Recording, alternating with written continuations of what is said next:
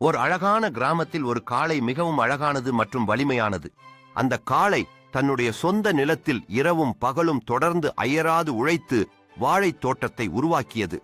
அந்த நிலத்தில் வறட்சி, தண்ணீர் பற்றாக்குறை போன்ற பிரச்சனைகள் இருந்தாலும் அது தொடர்ந்து உழைத்தது.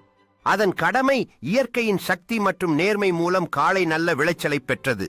ஆனால் இரவு நேரத்தில் ஒரு கரடி வந்து வாழைப்பழங்களை திருடி தின்றுவிட்டு வாழை மரத்தை சேதப்படுத்திவிட்டு சென்றுவிடும்.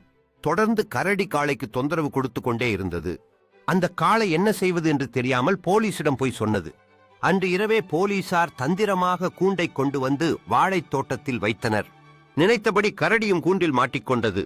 பிறகு காளை மிகுந்த மகிழ்ச்சியுடன் தனது விவசாயத்தை மேற்கொண்டது.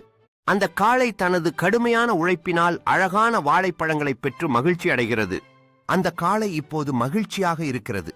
அதன் தோட்டத்தில் பல விலங்குகள் கூடுதலாக வந்துள்ளன. வாழைப்பழங்களை வெற்றிகரமாக அள்ளியதால் ஒரு திருவிழா கொண்டாடப்படுகிறது. அந்த காளை வாழை வடிவத்தில் இருந்த ஒரு பெரிய கேக் வெட்டி விலங்குகளுடன் கொண்டாடுகிறது.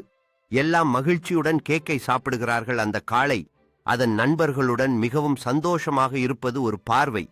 காளை அதை தன் வாழ்க்கையின் பயணத்தை நினைத்துக் கொண்டிருக்கிறது. இந்த சந்தோஷமான கூட்டத்தில் எல்லா விலங்குகளும் கதை சொல்கின்றன.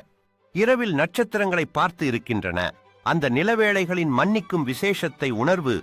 காளை மற்றும் அதன் நண்பர்கள் அனைவரும் அமைதியாக உறங்கத் தயாராக இருக்கிறார்கள். எல்லா உயிரினங்களும் ஒரு ஆரோக்கியமான உறவுடன் அமைதியான பிறவிக்காக தீயமாக நினைக்கின்றனர். காலை எழுகிறது. புதிய நாளுக்கு தயாராக காளை ஊர்ந்தது.